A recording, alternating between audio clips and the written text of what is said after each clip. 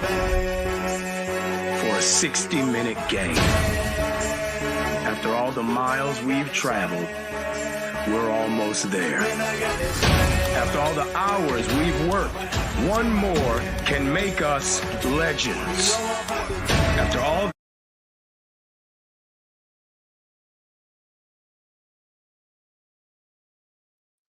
Welcome, football fans, college football fans, that is, to The Last Word. Here we are recapping week 2 of the college football world with a lot of action still going on, but we have a lot to go through.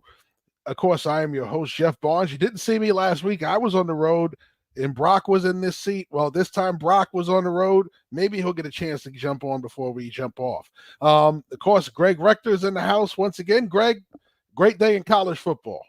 Yes, it was. Absolutely. So we're going to jump right into recapping most of the scores from today. These are all the completed, not all, but most of the completed games, a good amount of them. Penn State comes out on top of Bowling Green, a lot closer than people expected, 34-27. Kansas State, once again, edges a very good Tulane program. I think people don't give Tulane enough credit.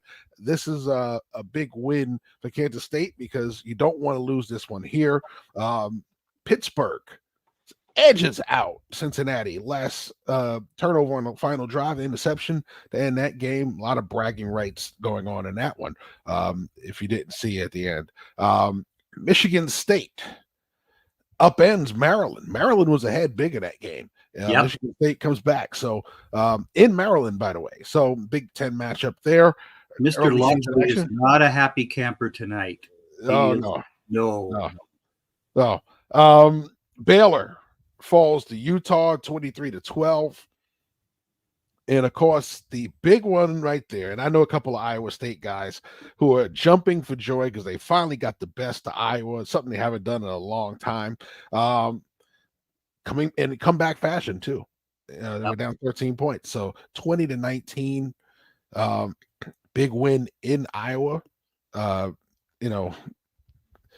You talk about the changes Kurt Ferentz was trying to bring to this program, trying to modernize the offense. Well, once again, another low-scoring sub 20-point performance from Iowa results in a loss. You kick field goals, you're closer to losing games. You got to get in the end zone. But Greg, any one of these really surprised you? The Maryland loss surprised me. I mean, like I said, Mr. Locksley cannot be too happy a camper tonight because Michigan State came back and they just shut down Maryland. That's not supposed to happen for the Terrapins at home. And yeah, I would suspect he would be a rather unhappy man tonight. So yeah, that is very shocking to me because especially, like I said, the way that it started, the way that it ended, something totally different. I expected a little more from Penn State. And I'm going to say this, and Bowling Green is not the program they used to be. They're a way better program than they used to be. But Penn State, with the team we saw week 1, you would think they would have had it bigger than 7-point victory over Bowling Green. You thought this would have been 21-17 because this would have been a closer game that they would have pulled away in. They couldn't leave Bowling Green behind. Bowling Green kept hanging around, kept making plays, kept getting big stops, and at the end of the day, fell just short of a big upset. So kudos to Bowling Green.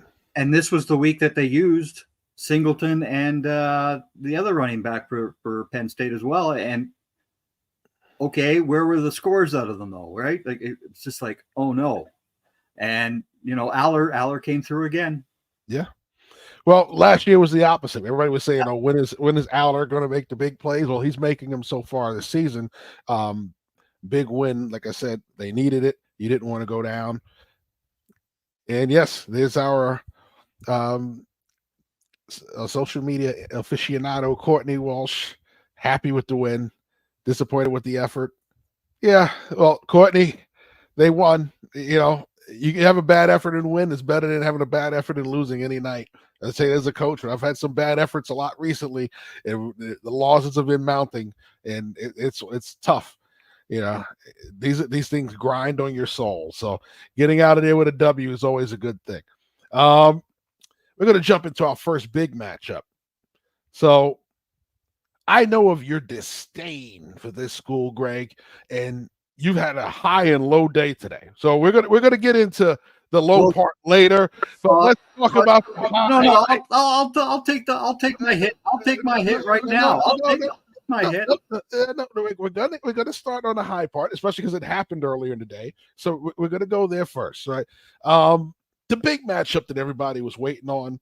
They talked about it all week long. And this was supposed to be two playoff teams, potential championship preview. And if this was a preview, boy, oh boy, is Michigan in trouble. 31-12.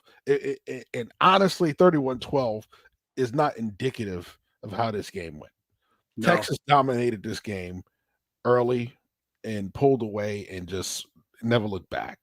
Okay.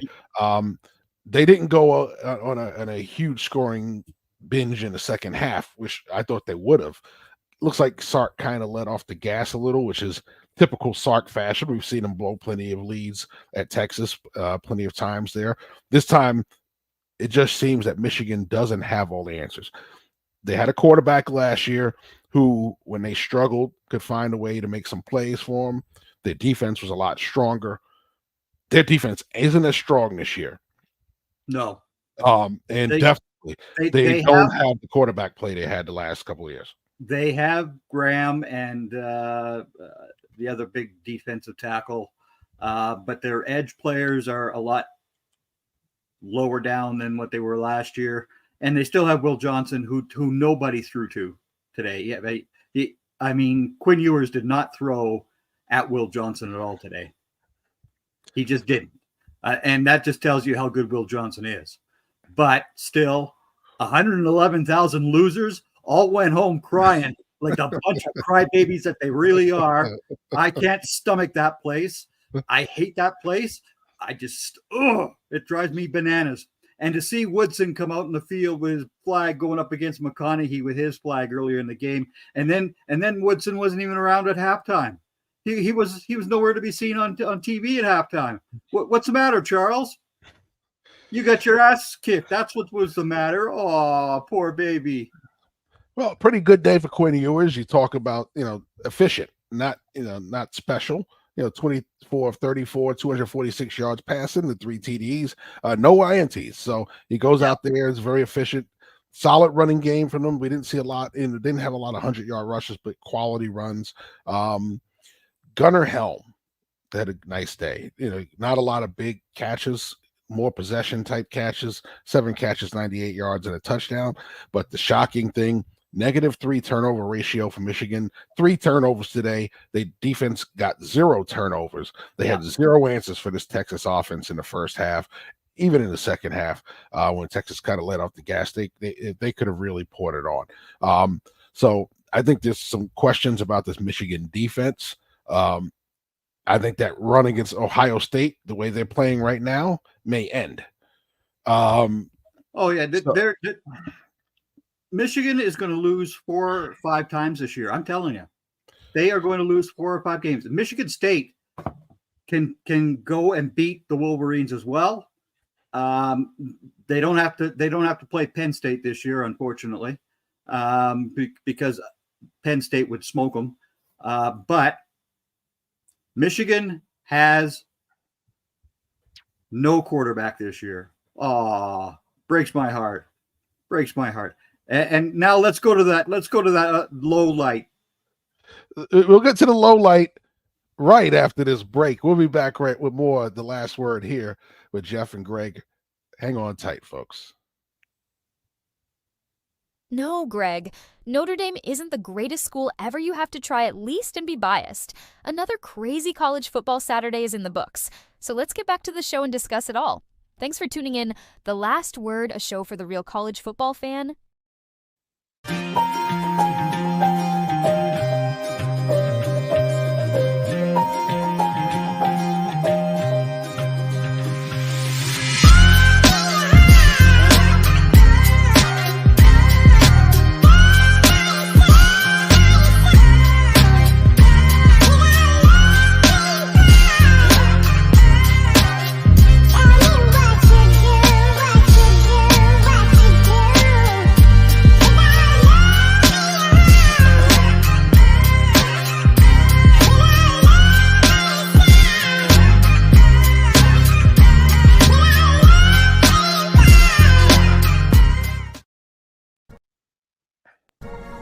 In 2006, we founded Yeti Coolers with a simple mission: build a cooler we use every day if it existed.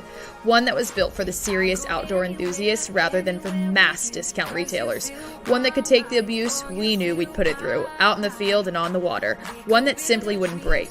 We decided early on that production innovation would come from necessity and first-hand experience, not from market research and data analysis. Today, Yeti products perform when it matters most. Whether that be an excursion into the remote Alaskan wilderness, chasing redfish on the Gulf Coast, or just getting together with friends in the backyard, we make gear that helps you stay out longer, travel farther, and live harder. Hashtag built for the wild.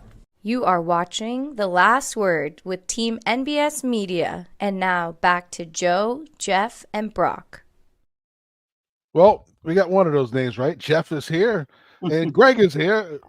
Joe is out on assignment, and Brock hasn't returned from his assignment yet, so you won't be seeing Brock tonight, most likely. But what you will see is us talk about the biggest upset of the day. We can't, you got your highlight in, you got your exciting moment, Greg. Now here's your gut punch right here. Northern Illinois goes into South Bend, upsets the number 5 ranked Irish not for long after this weekend as they fall 16-14 to Northern Illinois at a huge upset. Northern Illinois, first of all, has never beaten an opponent ranked this high. Okay. They were 0-14 against top 10 teams, and now that's 1-14 because they came back and beat my Fighting Irish today. Sucks to be that one, especially when Ontario Brown has 200 plus combined yards versus your defense. What I'm shocked about in this game, and I'm going to say it before I put the graphic back up, that Coach Freeman knew this was an upset alert. There was talked about. Jim Tressel called them, said, be on alert. You had the big win last week. Don't let them. But it's not so much that they lost. I don't think they were flat. When I looked at the game, they didn't seem flat to me.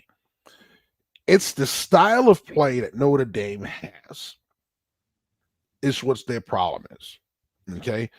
If you're going to be this strong defensive team and opportunistic offense, we're going to be physical, run the ball, and make opportunistic plays, throwing the ball.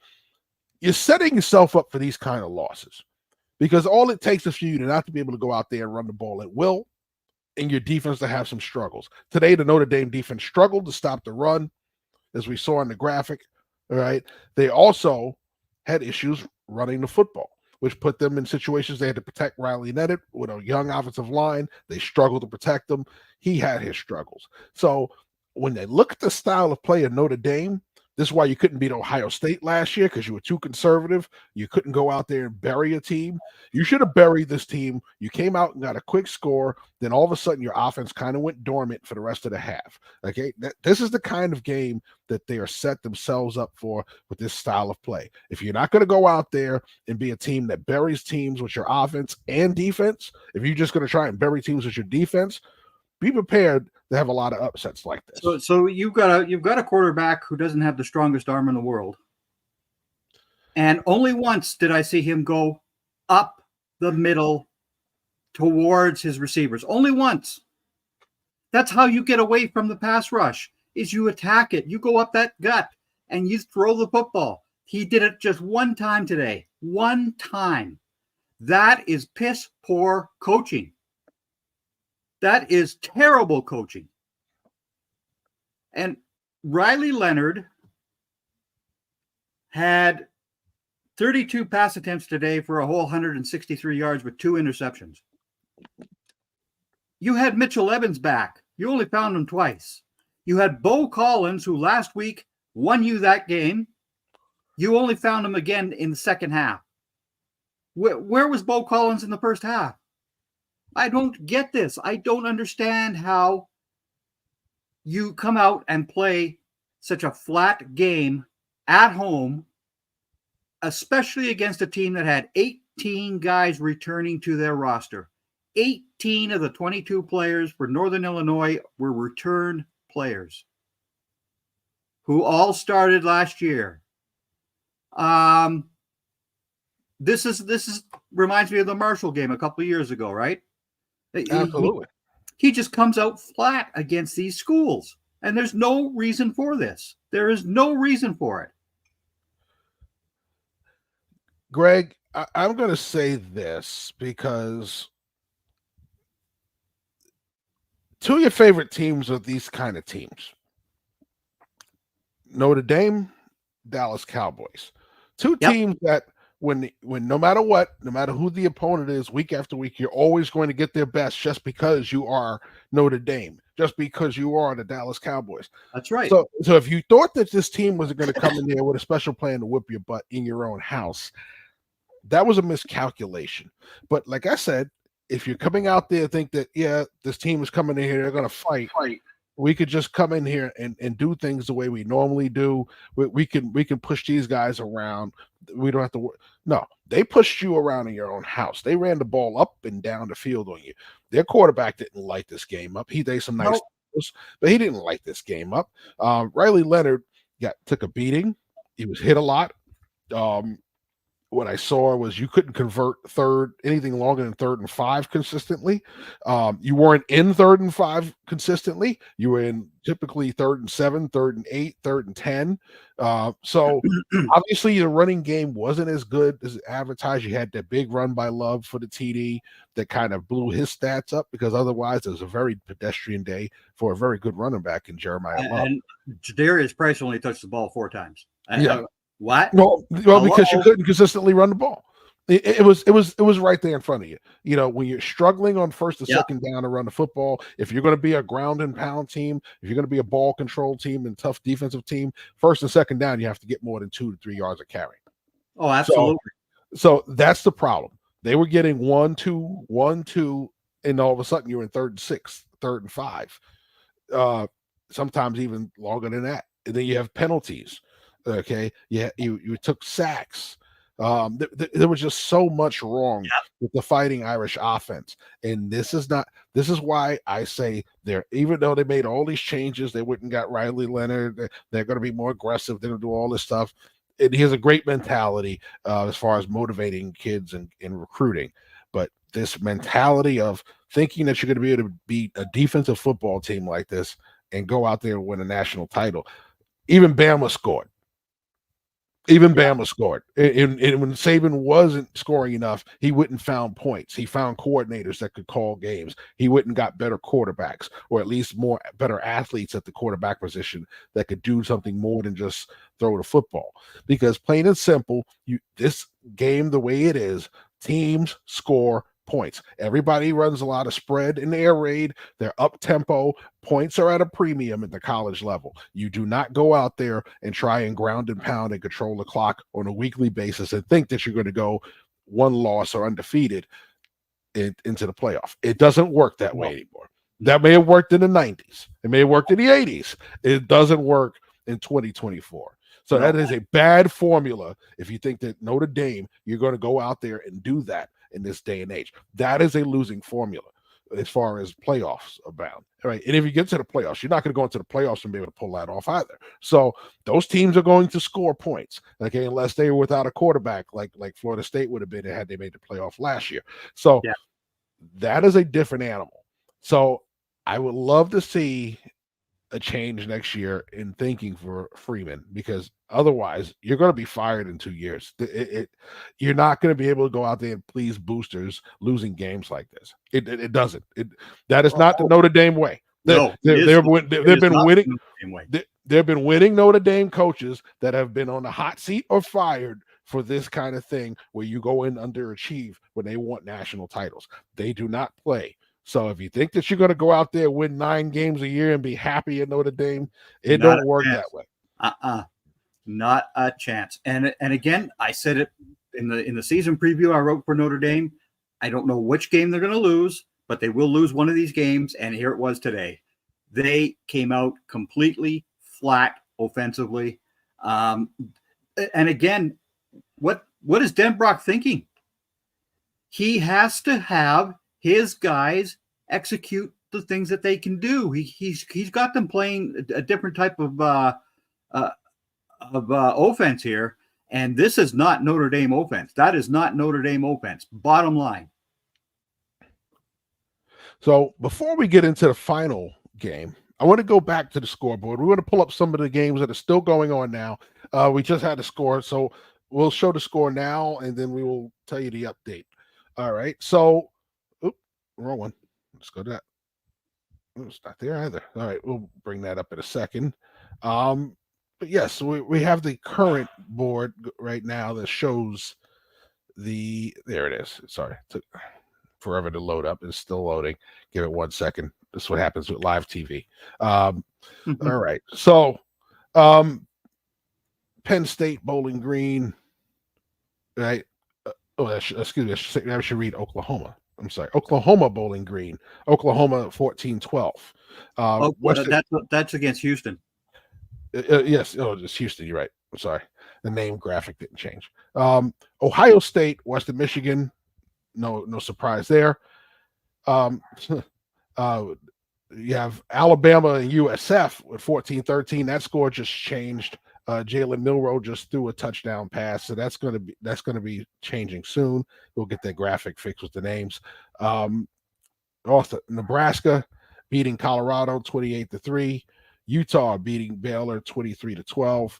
And how about the FIU Panthers with a big win today, 52-16 over Central Michigan? That game ended shortly, a short while ago. So we're going to take that down. Can I get RG3's attention? I said it last week. I said it last week after his nonsense that Travis Hunter and Shadur Sanders were both top 5 players. They were playing a Division II school, guys. Guess what happened tonight against a Division I team? They're getting their asses kicked. So don't come out here, guys, with your nonsense about this draft already, about who's going to be taken and all this other nonsense, because you're wrong. Yeah, well, it's way too early for that. As draft guys, we know it's way too early for all that. It's real easy for people to get sucked into all that. It's a long season. You know, we saw one sample game against North Dakota State. Now you're getting the second sample, and it's not looking good. I'm going to tell you one thing about the Colorado offense that bothers me. And now you have a guy, shocking it looks like this, with Shermer at the helm, is a guy who's called games in the NFL. What is this offense? Can somebody explain this to me? But if you listen to the guys in the first half talking about this, Shermer as an offensive coordinator, he learned a lot from Kevin Stefanski. Really? Well, that's not West Coast. That's not West Coast, exactly. Stefanski's a West Coast guy. Shermer's a West Coast guy. That's not West Coast. Okay. No. That some kind of spread. Yeah. And it's not air raid, because I've seen air raid. No. That doesn't resemble air raid. I don't know what that is. No, if you don't trust your offensive line to protect, there are ways to work with that. But I don't see. You thought they would have brought in at least one tight end to come in and help with the situation, because what helps is having a tight end that can help chip those guys on the edge, so your tackles get a little bit of help. You have a young tackle starting at the left tackle. You may want to help the guy out sometime. May want to help the right tackle out. Tight ends are usually good for that. They don't have any tight ends on that team that play. Okay, so that's one thing. And Warren Sapp being there to coach that defense. You're a joke. You are a joke, Warren. So that's one thing. Then you have this running game. It's all sideways. It's all to the side. Which is once again, you're a wide running team. Most teams are speed defenses. At some point, you got to run downhill. You got to wear the defense down. They don't do it enough. So no wonder Shedeur Sanders takes his beatings. No wonder they're struggling in games like they are today, where teams are getting pressure on the quarterback and doing all this stuff. Because plain and simple, this offense just the philosophy behind it baffles me. Last year they had excellent coordinator that came from Kennesaw State. I saw Kennesaw State's offense when he was the coach there, when he was the head coach there. They were very good. There was rhyme and reason to that offense. What he had last year didn't have any rhyme or reason, and the offensive line was putrid, absolutely. But there was still ways to protect your quarterback, and they're not doing it. I don't know what they're doing this year. It looks like a continuation of last year, and you have a new coordinator, so which doesn't make any sense to me.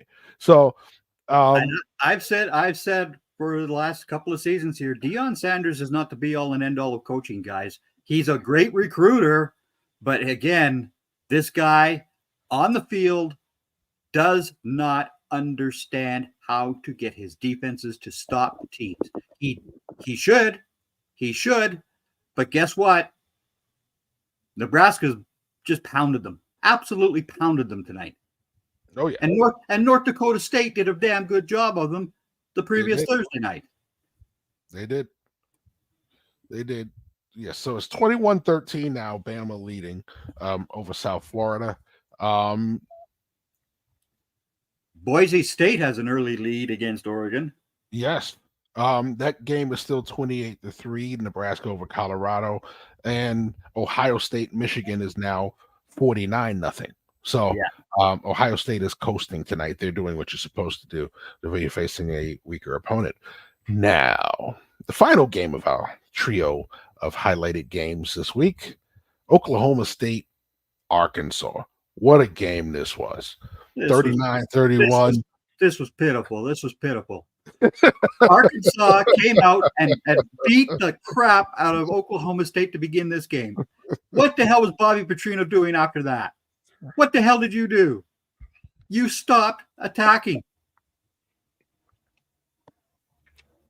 Something about letting off the gas, right? Yeah. When you got an opponent down, you continue to pound them. He didn't do that. And also give credit to Oklahoma State's defense for finally standing up. But most importantly, you got a team down, you got to bury them. And they didn't do that. There was no killer instinct in Arkansas tonight. Much to the chagrin of your favorite owner, Jerry Jones, Arkansas grad.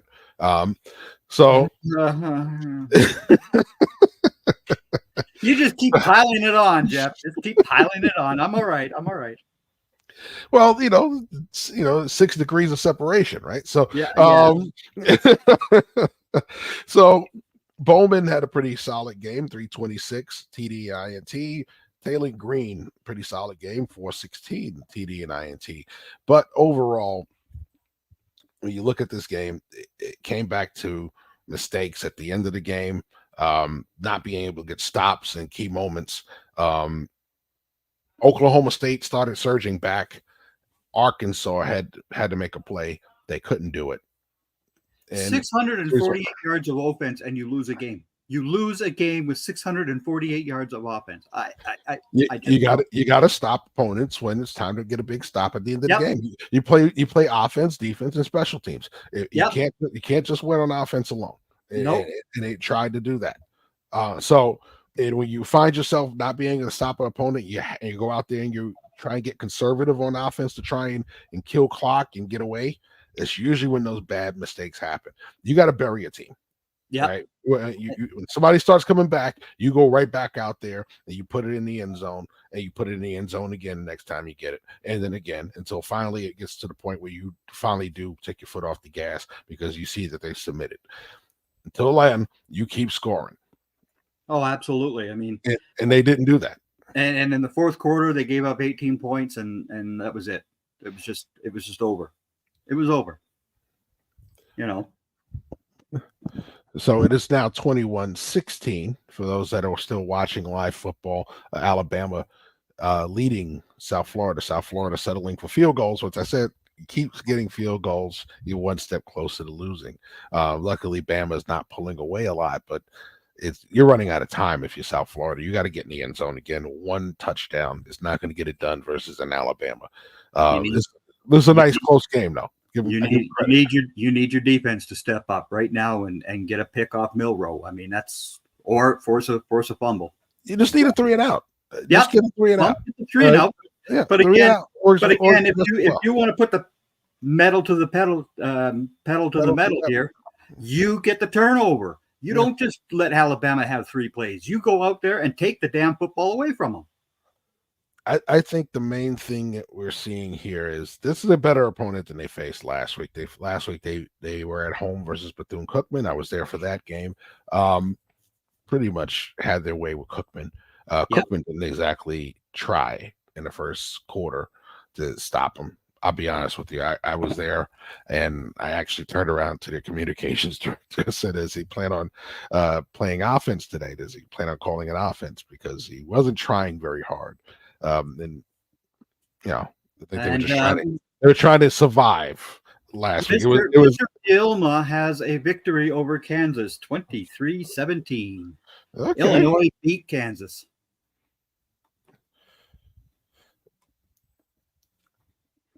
So, give you another quick update in a minute. So, TCU all over LIU. Yeah. Not surprising. Boise trailing leading Oregon 3-0. That's the game that's just kicking off not too long ago. Northern Arizona versus Arizona, 3-0 Arizona. If you missed the Pac-12 late night games, there's still some remnants of that hanging around. Clemson all over App State. LSU starting to pull away from Nichols. That was a tight game. Yeah. Tennessee pulling away from NC State. 37-10. That'll probably knock NC State out of your top 25 when this week is over. Ohio State now is up to 55-0 over Western Michigan.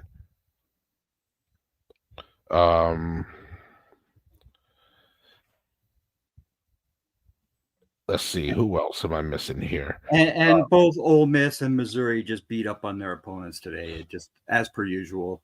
Okay. So the really good game is Virginia Wake Forest 31-30.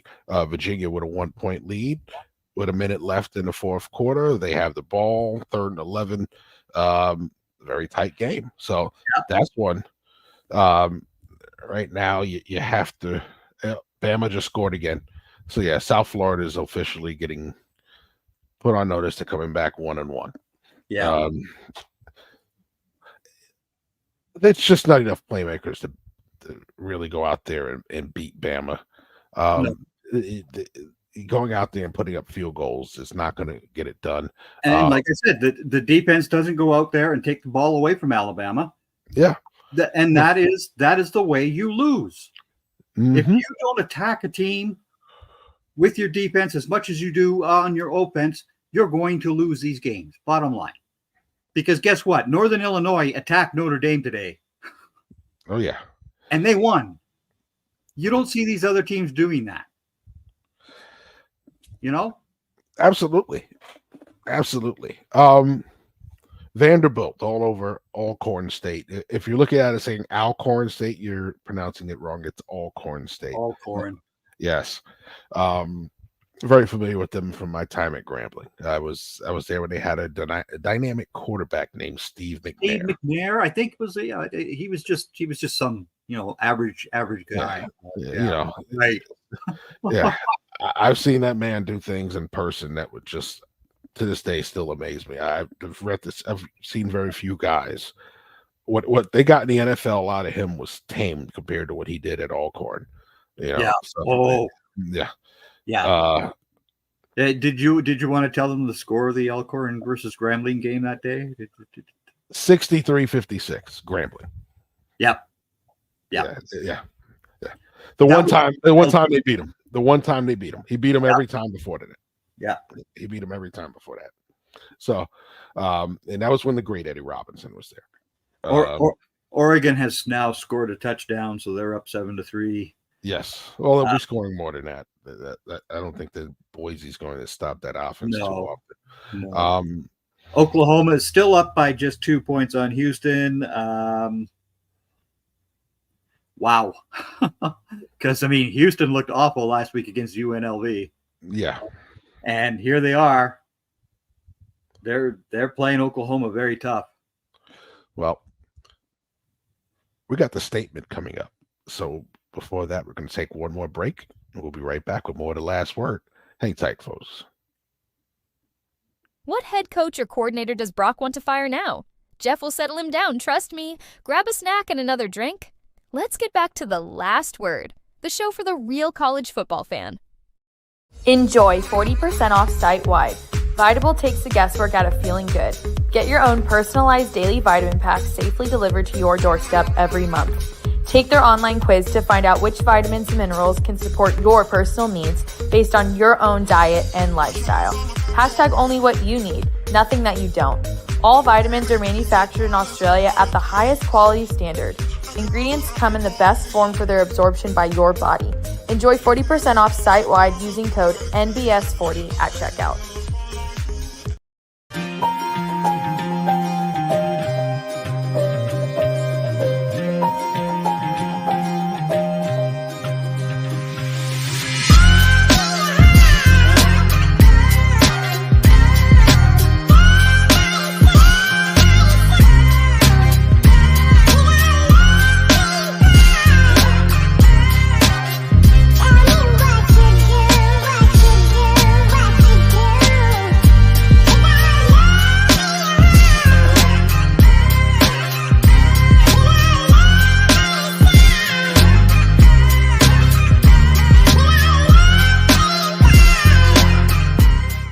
You are watching The Last Word with Team NBS Media. And now back to Joe, Jeff, and Brock.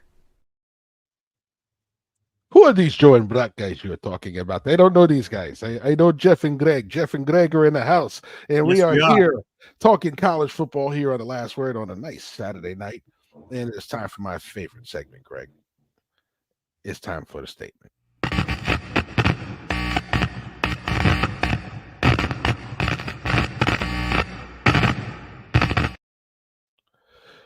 So, Greg, who today, in your opinion, made the statement?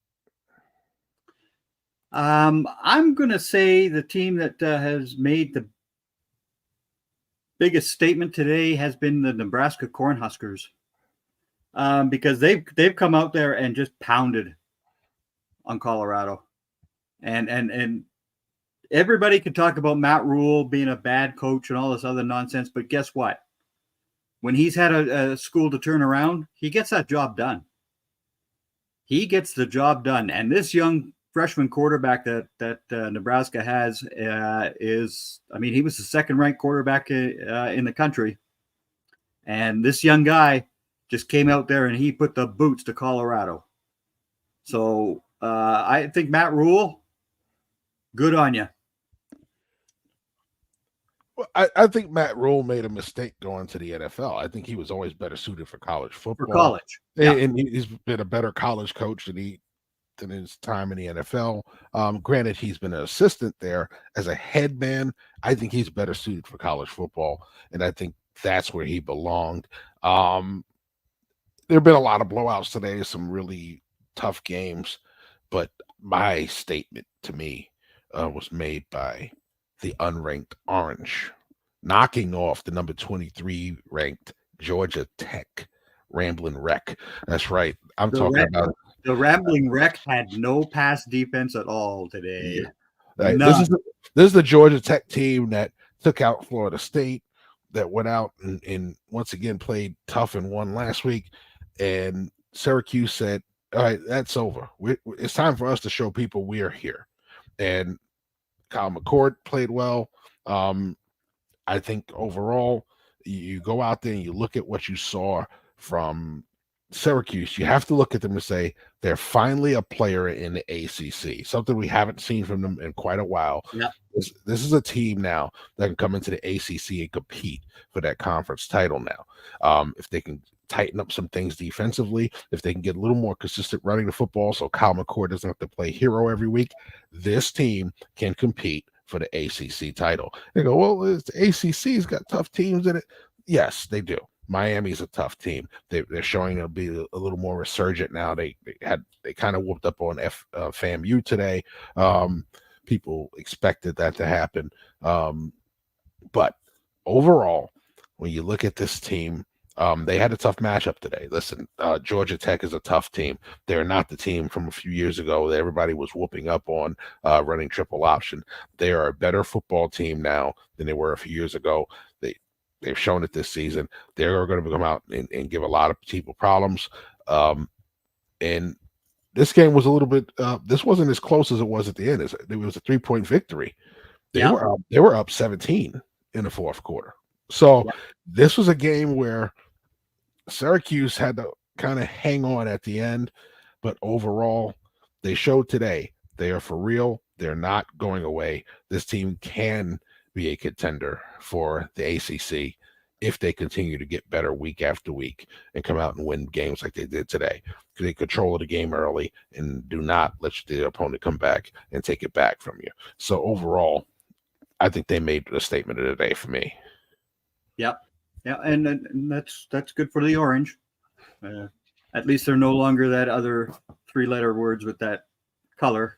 you know me and being a Roman Catholic, that Orangeman thing never did sit well with me. So I unfortunately, I was in New York. I grew up in New York, so I was used to them being the old name. I was used to St. John's being the old name, so exactly. And nobody batted an eye when they called them it. So, they kind of got away from that and they've changed. I still think orange is a little weird, but it's not going away. So just to do a check in on the current games, like I said, Alabama has pulled away from South Florida. You got 3.5 minutes left in that game, 28-16. Ohio State, they're burying Western Michigan with 2.5 minutes left in the fourth, 56-0. Tennessee smashing NC State 44-10. LSU all over Nicholls State. This was a game that was tight just about a half ago, 44-21. Alcorn State still getting blanked right now with 2 minutes left in the game versus Vanderbilt, 55-0. Colorado has found the end zone, folks. Yeah. 28-10 with just under 7 minutes left.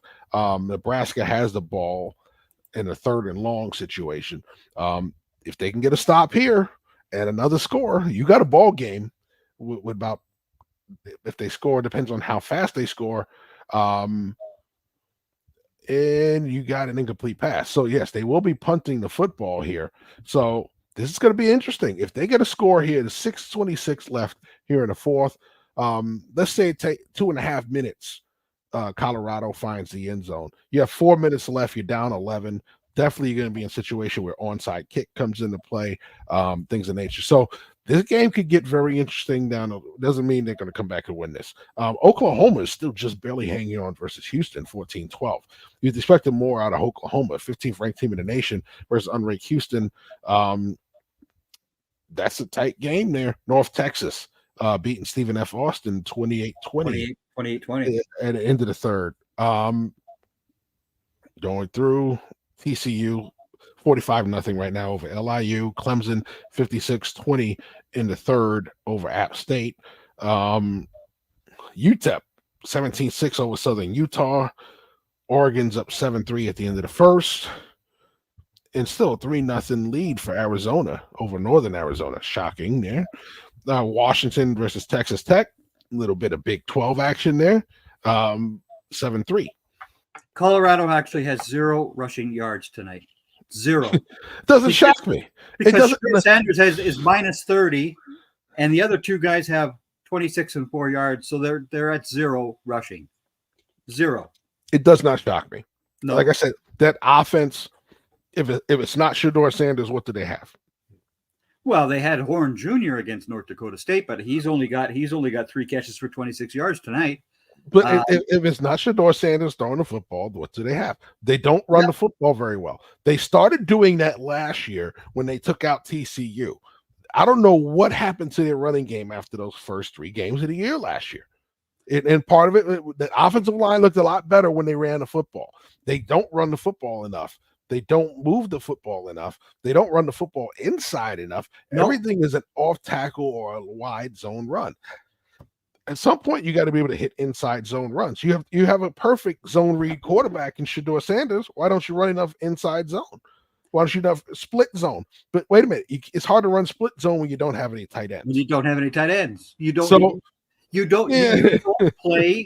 You're not playing real football. Yeah. So it's almost like seeing the run and shoot all over again. Somehow Nebraska has held on to the ball. It must have been a penalty. It's second. There was. Yeah. So it's now 5.5 minutes with Nebraska with the football. Looks like they're going to have a delay a game. So, or they call it timeout. Right. So, yeah. So basically, just a little over 5.5 remaining. Nebraska kept the ball because of a penalty. I don't know what the penalty was, but they got a first down. Really interesting. So Oregon State up over San Diego State 7-0 in the first. That game is really just kicking off. So there's a really late kickoffs tonight on that West Coast. Yeah, Utah State will be kicking off against USC here at the top of the hour. So let's take a look at week 3. Some of the key matchups we'll probably be talking about next week when we're back here for the last word. I don't believe I'm on the road next week, so I should be here. And I can't guarantee that. I got to look at my road schedule, make sure. But we got some matchups. We got Alabama, Wisconsin next week. Michigan, Arkansas State. Well, because Brock isn't here, his UNLV Running Rebels will be traveling to Kansas, who lost today to Illinois. So, how about LSU, who's winning right now, so they should be 1-1, versus 2-0 South Carolina. South Carolina played very nicely. Yeah, they've started off the season very well this year. Yeah, post Spencer Rattler, right? Everybody was talking about Spencer Rattler was the reason why they were what they were last year. Well, he's gone now. They're winning games. And then number 4 Alabama is going up to Camp Randall to give a beating to Luke Fickell. I don't care. Fickell, you are a moron. You are an idiot. And Alabama is going to smoke on that team. They are going to smoke the Badgers. Here's an interesting one. Can Florida State get off the schneid next week? They host Memphis. All right. Can they get off the schneid versus Memphis? Memphis is 2-0. Yep.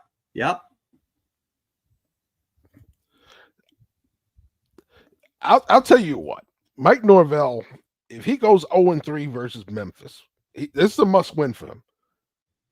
There's going to be some real problems in Florida State. I'm not saying that his job's on the line. I think it's going to take a Titanic-type season to get him out of there after this year. But I will say this.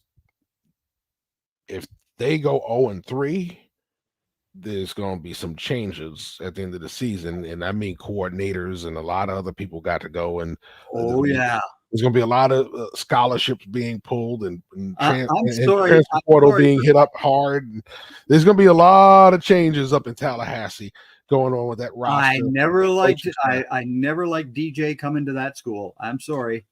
I didn't think he should have left Oregon State. I think that was a perfect situation for him. He did well last year. I did not like him in Florida State. And I know a lot of people are giving him hell right now. Oh, we got a touchdown run. We got a flag. This may come back, but there's a touchdown run in the Colorado game. Nebraska just broke away, but it looks like it may be coming back. We'll see what the flag is. But I didn't think. Yes, it's a hold, so it's coming back. I did not think that it made sense to go there, and the reason why was people looked at that team and said, and they're looking at it now and go, DJ is the one problem. DJ's not playing great. I will say that he's not playing great, but neither is that offensive line, neither are those receivers, neither is that defense. Florida's defensive line just sucks this year. They absolutely suck. Without Frisk and Verse out there, they are ugly. I watched their first couple of games, and I kid you not, that offensive line has been getting destroyed, especially the last game. Forget not just the Georgia Tech game, the last game. While people were beating up DJ, the success rate of those tackles in pass protection had to have been 30% at best. Oh, absolutely. Those guys were getting beaten. That left tackle was a turnstile all night. Yep. There's no way you could play quarterback and feel comfortable in the pocket with that kind of pressure he was getting all night. No. And he's a mobile quarterback. He ain't that mobile. Boston College played that game masterfully, though. And they ran the ball down their gullet. Yeah. Anytime you go out there and you get abused like that in the run game, yeah. Now Colorado gives the first down right back with a penalty, another targeting penalty. Now I don't know if that's targeting, but we're going to see. We're going to see what they say, but he does lower the crown, but he hits him. The head doesn't even come into play, and so I don't know if that's targeting. They're going to review that because the head goes behind the guy's back, so he never really makes helmet contact with the guy. So I don't think that call is going to stand. He hits him with the shoulder, and he hits him in the shoulder to shoulder at that. So, if you lose this game to Memphis, you're 0-3. First of all, you can kiss playoffs goodbye. You're not running the table. You can kiss ACC title goodbye. You're not going to be anywhere near competing for that. All equity that you had from last year's undefeated run through the regular season goes bye-bye. Yep. So there'll be a lot of changes made to that staff and everything else because the coach got to save his butt. There's going to be changes made to that roster because coach got to save his butt. Yeah. And Bill O'Brien next week has a very tough task because he's going to Missouri. Good luck. Yeah, good luck. Well, I'm going to say this. Oklahoma's in a fight right now. Yeah, they got another fight next week because they got Tulane coming to town. So if you think you're fighting against Houston right now, just wait till Tulane comes calling. Tulane is a very tough program, and people do not give them enough credit. So if they're struggling with Houston and Tulane comes calling next week, they're on upset alert. And then we got the Apple Cup and we got the old Civil War next week because the divisions are now all changed. But yeah, the Cougars and the Huskies and of course the Beavers and the Ducks in week 3. This is just totally beyond me, but okay. And you're going to see certain schools with matchups that are favorable. But you got an interesting matchup here. I don't see it as close as we've seen it in recent years, but you have number 1 Georgia going to Kentucky next week. Yeah. That was usually a tough matchup because Kentucky was a tough opponent. I don't think they're anywhere near as tough this year. So I don't think Georgia will have too much of a problem. Colorado goes to Colorado State, that big rivalry next week. So that's going to be a whole nother thing. Colorado at the end of this game should be 1-1. They'll have a matching record. So both of those guys will be 1-1. And we've seen the fight that happened last year between those two teams. Those two teams go at it no matter what the records are. Imagine now next week they'll both have the same record. Nobody wants to go 1-2 in that matchup. So that's going to be big. Two teams that are winning right now that could be 2-0. Now in the same conference, passed for the second year in a row, TCU gets to host undefeated UCF next week. Yep. And that's going to be an interesting matchup. UCF is coming along. Gus Malzahn is starting to get the program the way he wants it. I'll tell you what, TCU better be careful. That's a matchup where you can have somebody come into your house and bump you off. I know people thought it would take a couple of years before UCF kind of got up to speed on the Big 12. I think they came around towards the end of last season, so don't be surprised if they figure that out this year and start to make a little run in the Big 12. I don't think they'll win the title. I don't think they'll even be in the title game, but they can make a little run if you're not careful. So yeah, they got some interesting matchups next week. Last night, BYU beat SMU. They did, and that was a bit of a shock. I don't know. I've watched SMU quite a bit since they joined the American. They're a good team. They've had some losses, but I think overall they're a solid program. They're coming back. They haven't been the same since the death penalty, but they're coming back. But that's going to be an interesting thing. Oklahoma's now up 16-12 over Houston, fighting them off. They have the ball late in the fourth, a minute 42 there. I think that's one of the few games that's not early, that's still tight. Boise State is now up 10-7 on Oregon. On Oregon, yes. So Oregon's struggling for the second straight week. Why do you think that is, Greg? Because Dan Lanning has been given all this praise and all this other nonsense, and he is not deserving of it. I'm sorry, folks. Brock was right last week. He's not deserving of it. And Oregon, they're not the same team without Bucky Irving and Troy Franklin and the Bo Nix character. They're not the same. And you know, if you can't come out and beat up on Boise State, who should be, you know, down, they should be down 21-0, but they're not. They're up 10-7. Yeah. This is again, it's overhyping of a program. Well, they brought Dylan Gabriel in to stabilize the quarterback position. So far, he's off to a decent start. He's 4 for 4, 77 yards, no touchdowns, no INTs. But I'm also seeing the fact that he's been dropped a few times. He's 5 rushes, minus 18 yards. Yeah, he does have a TD, rushing TD, which is a 2-yard run. But overall, you're looking at what's going on there. I think the issue is they're struggling to run the football. They are really struggling.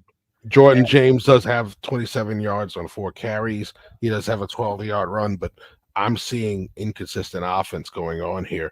And that's part of the reason why Boise State's got the ball now. Evan Stewart, however, has 2 catches for 68 yards.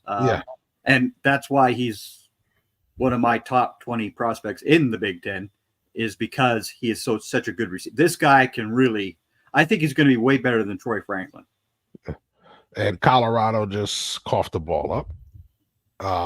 Oh no, they're gonna say he's down, but they just tried to run the ball up the middle for once. And it's amazing what happens when you run the ball up the middle and get positive yards. Shador Sanders is out the game. Yeah, what where's your hero son there tonight, Dion? You know, I don't care about Deion Sanders as a coach. I really don't. He is a great recruiter, but he has no clue how to execute at this level. He has no clue.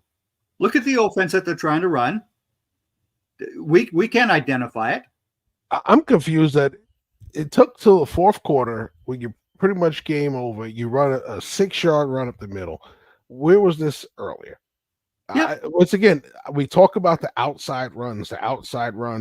You have to be able to balance your running game inside and outside. You don't need huge gashing runs up the middle. You just need to be able to wear that defensive line and linebacker core down by going straight at them from time to time, so they just don't easily flow side to side. You know, when you allow teams to play with speed all the time, they don't get beat up. You know what I mean? Here you go, 3rd and 1, they run inside, they get the first down. I mean, this is stuff, and granted, like I said, you know, that you're probably getting a little bit of a softer front right now from Nebraska, knowing that it's just under 3 minutes and they realize you put your B team in, you've pretty much conceded this game. But it does show that you can run inside still. I mean, your guys are still blocking. They're still making room. If you can get 3rd and 1 now, there's ways to get it during the first half. And we just had another score in the Oregon game. Dylan Gabriel throws a touchdown. Oregon has now jumped up. Well, I guess we're waiting for the extra point here. So, and yes, Evan Stewart is already over 100 yards receiving. Yeah. So, yeah, 14-10 now, Oregon over Boise. So, yeah, I'm understanding that they have to fix this offense. You only got a week to do it. You can't go into Colorado State playing like this. So you can't go to Colorado State playing how you played against North Dakota State. North Dakota State, you should have beaten by more. And it's not saying that North Dakota State is bad. If you are the team that you believe you are, you believe that you can come into the Big 12 and compete for a conference title, you don't go and have North Dakota State take you down to the wire. You put them away in the first or second half, and you get out of that game comfortably. You do not let them hang around with you for I mean, Nebraska has held up in this entire second half. They really have. They've only got 330 total yards. Yeah. But Colorado has 256 total yards, and only 12 of that is now on the ground. 12 yards rushing. You cannot win football games that way. No, you've got to balance this offense. So, like I said, Sherman's an offensive NFL guy, so he knows about balanced offense. And I don't get what they're doing here. Like I said, to me, I thought they would have brought in the bodies that they needed, not just on the offensive line, but on the edges to help their offensive line. They didn't do it. They brought in more receivers, and they're even more spread than they were last year. And it is, to me, it's just not making any sense. There's no reason for this. So it's going to be interesting, to say the least. But, Greg, next week, we're back. Yes, we are. Hopefully with Brock in the house. Any last words before we say goodbye for the night? I'm still very happy that their 16-game home winning streak and all that other nonsense has ended at the big house. What do you people call this big house for? The big house is where the penitentiary was, you idiots. You're a bunch of morons. You bunch of losers. No, Greg. Notre Dame isn't the greatest school ever. You have to try at least and be biased. Another crazy college football Saturday is in the books. So let's get back to the show and discuss it all. Thanks for tuning in. The Last Word, a show for the real college football fan. Had to play that one more time. Of course. But, I had to go out on a high note for me because of the low light note at South Bend, Indiana. Touchdown Jesus is just not working these days. This is just not right. Listen, ground and pound is a very old school philosophy. In college football now, where you're wide open, it's kind of hard to win big games or even games like today when you are ground and pound. So, but I said, when you're the one getting pounded on defense, you have your quarterback going back 7 steps, and he doesn't understand how to move up in that pocket. That is bad coaching. I'm sorry. Well, when you're getting pounded on defense, you can't be ground and pound because the thing that you're supposed to be relying on is getting run on, right? Yep. So, the 2 interceptions that he threw today were egregious. So both of them were horrible. Yeah. So that's and you look at both of them, and guess what? His footwork is terrible on both. His footwork was horrible, and that's coaching. That's coaching. It just. That's to me has been the biggest problem for Notre Dame, has been the way that they get these players to not execute offense properly. They just don't do it properly.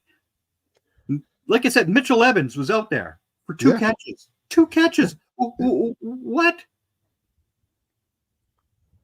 Well, you could vent more next week, Greg, if they lose again.